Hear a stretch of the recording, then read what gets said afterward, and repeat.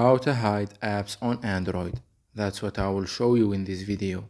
But before we begin, make sure to subscribe to the channel and ring the bell to get notified whenever a new video is uploaded.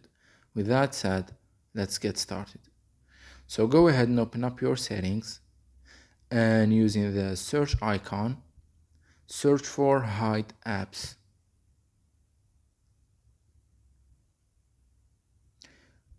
Navigate to the page. Once you're here, you will be able to select the apps that you want to hide. Say for example this one, and as you can see, whenever I select an app, it will show up in the hidden apps section at the top. And once you have done and you have selected all of the apps that you want to hide from your home screen, click on the done button at the bottom to save the changes.